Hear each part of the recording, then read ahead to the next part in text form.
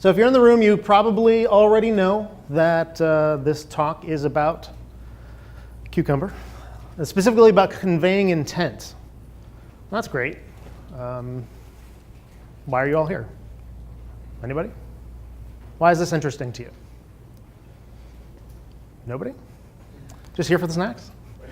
Pretty much. It's always difficult from a development perspective to understand what the reason you're doing what you're doing is sometimes. Okay. It's pretty good. Let's start off with demand. Congratulations, everybody. If you're a developer, you are in the right place at the right time.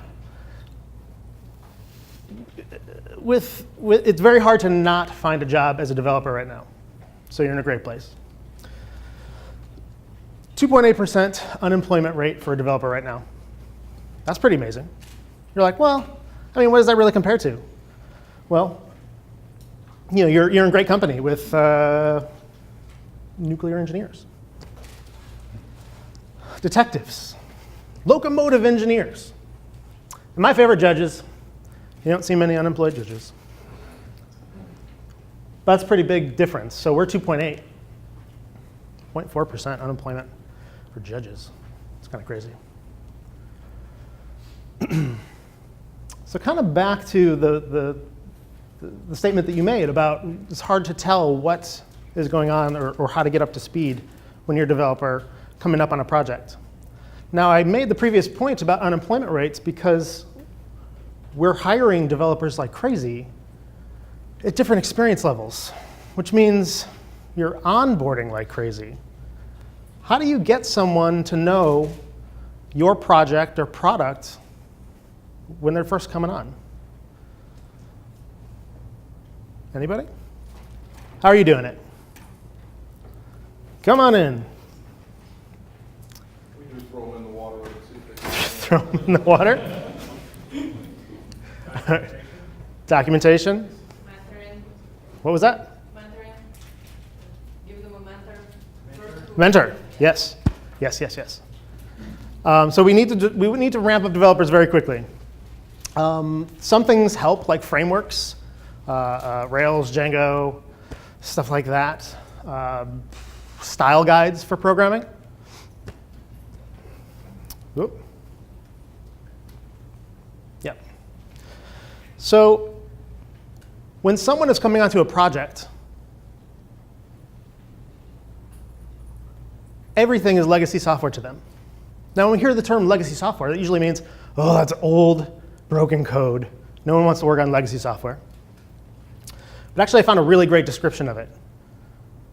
I like to think of it as any software where the context of earlier decisions is no longer available. Why was this particular decision made? I don't know. How does this app work? So back to getting back up to speed. It's our job to literally educate someone how to work on your app or your product. So what options do we have? Right? But where is the manual? I hear that a lot. Oh, just look at the test suite. Do you have a test suite? How many people have a test suite in this room?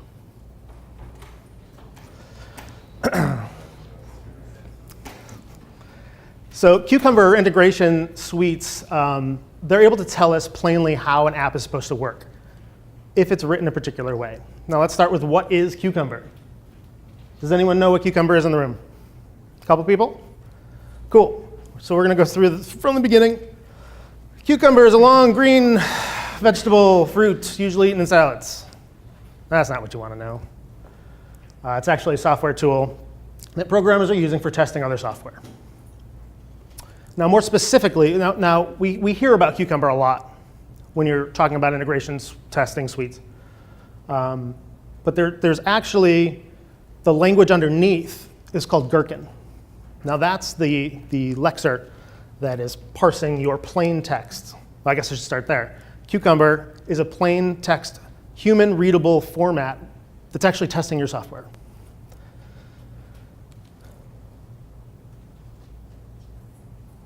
Well, that kind of makes sense to everybody.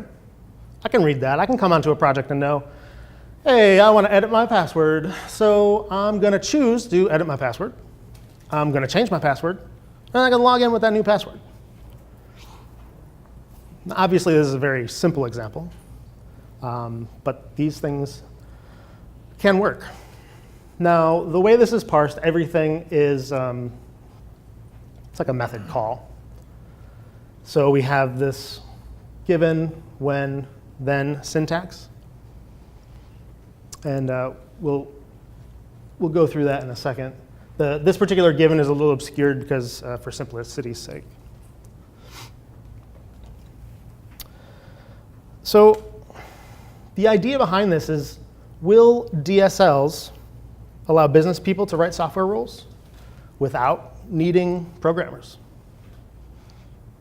No, that's an awful idea. Business people are not going to write anything for you for the most part. And it's very hard in the real world to get people into a room to decide on how a feature should work. But this is how this conversation starts. Right. But the greatest potential benefit of DSLs is when business people participate directly in writing of the DSL code. Again, we just went over that, and you're like, that's probably not going to happen. But we have this sweet spot. Now, we want to make the DSL more readable rather than writable.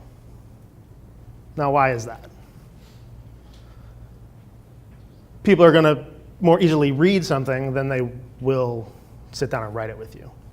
You can hand someone a document and say, does this sound like the thing you want to work? Rather than, hey, will you write down how you want this to work? So having everyone being able to read something is more valuable than them being able to write it. Now, there's a term for this divide between a software developer and the business team, or whoever is creating the requirements. And it's called the Yawning Crevasse of Doom. This is a term coined by Martin Fowler in 2007, and it's roughly just representing the communication gap between clients and developers. Now, those who request software and those who build it, they're usually from different worlds. And so they use different vernacular. Sometimes there's going to be this communication breakdown between both sides, and that will doom a project. Now, when I think of a crevice of doom, I think of that. I just assume that that's what one looks like. Does anyone even remember this? Or am I old? All right, I'm not, well, at least there's other old people in here too. So, yeah. So to deal with this divide, there's usually two forms of communication, and they can usually be represented by a ferry or a bridge. So the ferry is more like a project manager or some sort of translator. I'm going to talk to you. I'm going to hop on my ferry, go back over to the developers and tell them what I heard. Or there's the bridge. And that's where the two can get together and have some common form of communication. Now, even though the ferry method can be a better form of communication, especially depending on the personality traits of developers and clients. But the better communication is had when you can come together as one. Now, we can go as far as saying Cucumber can act as a bridge. We can say that the people writing the requirements and the people checking that those requirements are correct can be looking at the same document. And so we have the single point of reference. Now, if you've written Cucumber before, you may have seen something awful. Something like Given I want to, or the scenario could be I want to fill out that password form. Given I go to this page, and I fill in the email with this, and I fill out the password with this, and I do this other thing, and then I twiddle my toes, and then I submit the button. Maybe something will happen. I don't find that very easy to parse myself. I would rather just know, what is this trying to communicate to me? Get all the other stuff out of the way. I don't care about how it's implemented. That's a developer problem. Just tell me how it's supposed to work. So there's an imperative and a declarative form of communication. Declarative would be declaring every single thing you have to do, where imperative would be, well, let's just get down to the meat of what actually needs to be happening here. Now, you're going to choose the right tool for the job.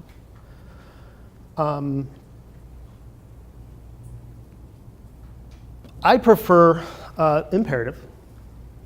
I don't want to be telling you exactly what to do. Those are implementation details. But there's no wrong way. So when you see stuff like that, or if you're working with people that use Cucumber often, you can hear, oh, Cucumber's so boring.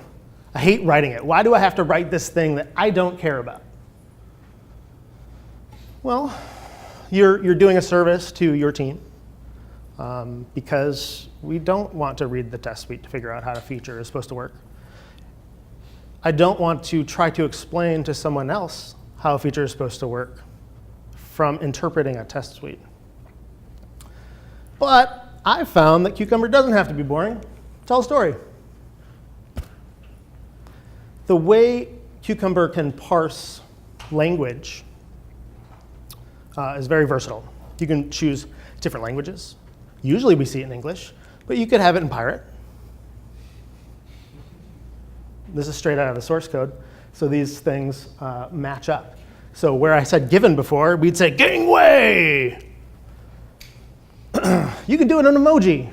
I don't recommend that at all. I don't know what an emoji means when I'm trying to text my wife, let alone when I'm trying to explain something to someone.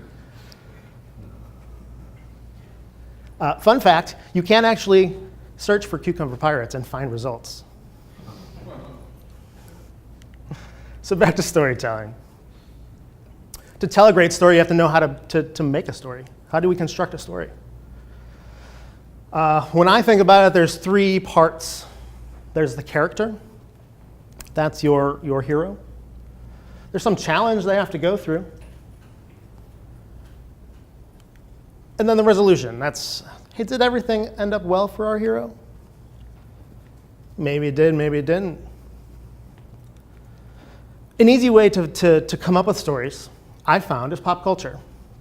A lot of people can't just create stories out of their head. I can't. But we like to watch stories. And we have this common form of communication through pop culture. Find stories, television, movies, characters that have this community. They have, you could watch Friends and be like, oh, that person's such a Monica. I think that's a term. Now, an argument can be made that pop culture breaks down across barriers. The shows we like here, maybe they don't like in India. But I've actually found some that are pretty good. I did some research. Now, this is an example, the US version of The Office. I've never actually seen the British version, so boo at me if you want to.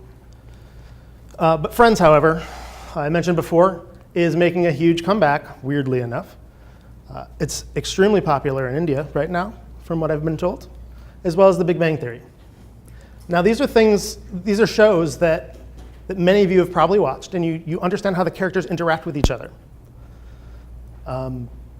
So you can construct stories in a way that someone else might understand very easily. Now remember, choose something fairly simple. You don't want to go for something that has crazy storylines or where characters change very often, because no one will know what's going on, much like the shows. For the examples you're going to see today, I've chosen The Office. So let's start out with an example. Now, this is a little more complex than we saw before, but let's read it out so we know what we're talking about. Now, all right, we'll get to something else in a second. So a personal sponsor views a pending residual commission. That's the thing we're trying to accomplish. We want to see that a pending residual commission appears. So we have this setup. Given this person signed up and paid on a particular date, and it is currently that some other date, and a recurring billing task ran, and a user was charged, then these things should happen.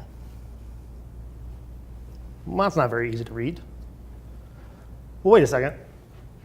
Something doesn't match up here. I just said that we were using the Office for our platform to write stories. Does anyone notice a difference here?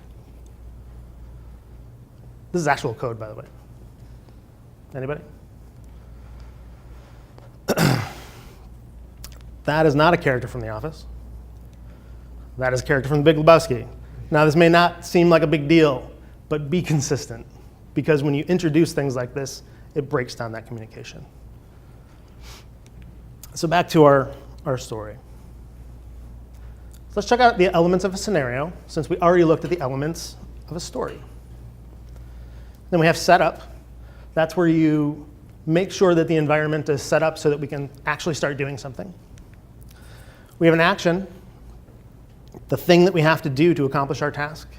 And we have an assertion. We're testing to see if that thing we want to happen happened. Funny thing, we start to match up to Cucumber. We have a given, where we do our setup. We have a when, where we perform something. And a then. That's our assertion. Let's take a look at another example.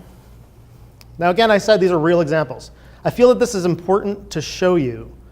I wrote these 3 years ago. They're not great, but they're not bad either. 3 years later, I can look at this and tell what's going on with this particular application. So like I said, I felt it's important to actually show you this stuff. It's kind of the point of the talk, that this makes a difference. So let's go back to this. So we have that feature again, Silver Sponsor views pending product commission. Now, all of you have never worked with me, as far as I know, and you've definitely not worked on this project. So you have no idea what I'm talking about. I don't think that any of you knows what a Silver Sponsor is and why they're viewing a pending product commission. But things will start to become apparent soon. So let's take a look. So this is a more syntax, but there's a background in Cucumber where you can kind of bulk up some of your creation, your setup, so that you're not cluttering your scenarios. So we'll just say it's currently a particular date, and I have a user tree constructed as such. So we're going to view the dashboard commissions. I've sold service to a customer with the name Dwight Schrute. Now, I sign in as David Wallace, which if you watch The Office, you know that he's at a higher level. This is where this stuff starts to come into play. We understand the hierarchy because we commonly understand the story and characters. I'm going to go to my virtual office. I go to the commissions page. And then I should see pending commissions for Dwight because he signed up. Now, this kind of makes sense. I can tell what's going on. It's not that clear. So let's refactor it. So we have the same thing. We got rid of the background just because it was in the way it's set up. We can hide setup a lot of times. Like I said, get rid of the stuff that doesn't matter. It just takes your eyes off the prize. So we remove some declarative language and combine the background into the first method. So here. So we reworded sold service for better readability. So I've sold service to a customer named Dwight Schrute.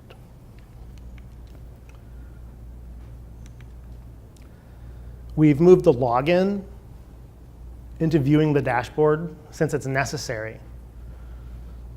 When you're looking at this, I shouldn't care that I had to log in. I just cared that I had to perform this action. So I'm viewing my commissions dashboard. Everything else is happening under the hood. Now here we had a should before. This is more a me thing. I'm a stickler for shoulds. When you're writing tests, you should not write should, because you're writing what you want to see, not what should happen. And then we got rid of this stuff here in our table because I don't care. The way it was written before, it was reading a table, like an HTML table. And so the things, when I parsed that table, were showing up, and I had to put it there. But I didn't have to put it there. I just have to program for it to not care about that particular column.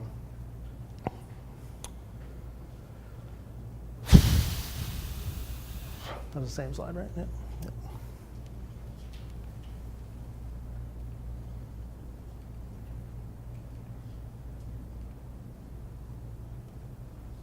Cool. So we went from this to that. Arguably, it's more easy to read. Uh-oh. I heard a yawn. I know somebody's out there doing it. So same as before, we've got a bunch of noise that can be refined. So we can take things like this that are still readable, but a lot more information than I care about, and we distill them down to something more important. We combine some background steps like we did before to something more concise. We still have the background, but we went from a few things to a more readable way of saying the same thing. We removed sign in again and just made it more readable. So domain language again. We talked about language before, and we talked about DSLs. Does everyone here know what a DSL is? No? Okay. So it's a domain-specific language. Now it's a way of saying, let's create a way to program our code that makes sense to the domain. So every language has a syntax, but it may not make sense specifically to what you're working on. So in this case, Cucumber is a DSL. It's in pure form, it's Ruby, but they have parsers for all different languages. But on the top end, it's just plain text. So the DSL is the given when then syntax. So that's great. But we also have domain as far as the project. There is a way that we speak when we talk about our things. Now, I mentioned before that no one in here probably knew what a silver sponsor was or a residual commission. These are things that the business people know. They say these things every day. When I refer to something as a residual commission, they know exactly what I'm talking about. Now, that's important. That's part of bridging that gap. Speak the way the people you're working with speak. Because if you say one thing and you know you're talking about the same thing, but you say something that they don't understand, there's that breakdown. So find out how they're speaking, what language they're using, speak the same language. Building that language is super important for making projects successful. Back to that bridge. So when features are written by developers alone, technical terms tend to sneak up in there. And they can leave the client or the other team feeling unwelcome, where they don't want to help you. And that's, again, another breakdown. We don't want that. So it is important to make sure that everyone feels welcome in the code base. Choose your words carefully.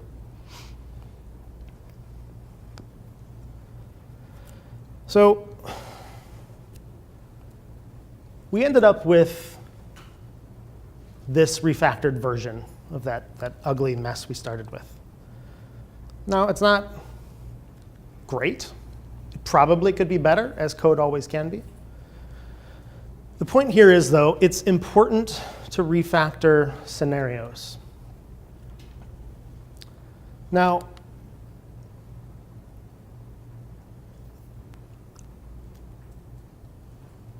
Where's it at? Here. One sponsored minor. Now, a minor is a term that the client understood. It was specific to them. It meant a certain kind of user. But we were calling it something else. And this led to a lot of breakdowns. Every day on a stand-up when I was talking to the client, I would refer to a particular thing. They would kind of understand sometimes, but then forget what I was calling it, and then all heck broke loose. Now, I said before, it's okay to refactor your scenarios. It's okay to refactor your code. I actually went through the code and the tests and changed my syntax to refer to a minor and not a particular kind of user. Because now everyone on the team knows exactly when they see that thing what we're talking about, all across the board. It's okay to take the time to do that. If you don't, it's just going to cost more in the end. So that was one small example, but it's okay to refactor scenarios, and it's okay to change your language. Now, I don't mean that like Ruby sucks or Java sucks. I mean actual words. Now, every time that I referred to clients in this talk, get rid of that and replace it with developer. And we get back to that original point. How do we onboard developers? Because we're not always talking to clients. We're talking to each other. I can tell another developer who may not know how a particular thing works to read this document over. It's very focused. This is how this feature should work. And on the plus side, if it doesn't work, it's part of the test suite and it will break. So the point of this is communicate the behavior of your code. And that's really the whole idea of conveying intent. I am Matt Polito. I work for HashRocket, a consultancy that builds web apps here, close to the beach, down in Jacksonville Beach. I like to fly helicopters. If anyone's interested in that kind of thing, come talk to me. My name is Matt Polito, pretty much everywhere. GitHub, Twitter, all those places. If you want to talk to me, I would love to talk to you. So that's pretty much the end of my talk. Now, if you are, how many people are local? What? Local? Local. Yeah. I created a thing a while ago called Jacksonville Tech. Now, it's really just a Slack channel. How many people use Slack? Awesome. It's a Slack channel where I try to bring different facets of the Jacksonville community together. Now, I didn't want to just unveil it to everyone. So we started with the local meetup groups that HashRocket was involved with, so RubyJax, Humberjacks. But I would like to open it up. I think this is a great conference to do that sort of thing. We should all be talking to each other. There is no team better than the other team. And the more we converse with each other, the better we're all going to get. So if you go to jacksonville-tech.com, you will see something like this. This will allow you to get into the Slack channel. It's a way to just automate the sign-in process. So jacksonville-tech.com. Yes. Did you get buy-in from your business and your analysts and your testers for working with Gherkin Cucumber? Or is it something that you ended up just pretty much doing for your own testing? The Ruby community testing is very much in the DNA of the Ruby community. And so it can sometimes be frowned upon to not test or to not use a particular tool. It's not so much that way anymore, but it had been. And so just writing Cucumber and that kind of integration suite was expected. Yeah. So we had that benefit as a Ruby shop. But if you're asking to try to introduce it, it could be more difficult. That's within your developer slides, but to try to get, even if you go back one to the analysts, get them to participate in writing this type of language so that they can better integrate with your testing that's going to go on. And I see that as something where I want to go. Mm-hmm. I don't know how to get there. Okay. Well, why don't you talk to me afterward, and we can definitely talk about that. Especially integrating with QA. There are tools that can work with Cucumber, like Selenium, which a testing team may be using already, where they are writing very similar suite of specs, but they actually touch the browser and click on elements. There is a driver for Selenium in Cucumber that can do that sort of thing. So having that conversation to say, hey, we can write a certain way where we can help them and we can help us. It might be a way to get in there. I don't know if that helped, but definitely come talk to me afterward. Let me finish up and then I'll take some questions. A new trend lately has been that you have a Slack channel for a conference. Since I introduced the Jacksonville Tech Slack channel, I thought we would start a Code on the Beach 2016. If anyone wants to sign up and join in there, I will not be at the conference throughout the weekend, but if anyone needs to get a hold of me, you can definitely do it through there. Thank you very much. Now questions. Yes, sir. Is Cucumber used for a unit testing type framework, or is it something that used as a regression testing by QA or by developers? I'm a little confused on how it's used. Maybe Sure. it's just because I'm coming from the .NET world. No problem. It is not unit testing. Okay. Okay, so let's start there. It is closer to an integration suite because you're actually exercising the stack. In its basic form, you're starting up a web server by itself when you run the suite. It's actually running through, in my case, HTML apps and clicking things. You can call it a reversion suite as well because it's repeatable. You write this language of how things are supposed to run, and now I can just run it anytime I change something to make sure that it still works, right? Unit testing would be more models or smaller units. Does that help you out? Yeah. Cool. Any other questions? So look up spec flow. Okay. Yeah. I was just looking at that and it just was, and it looked like unit tests at the same time, sort of. And so that's why I was. Yeah. Appreciate it. Anybody else? All right. Thank you very much.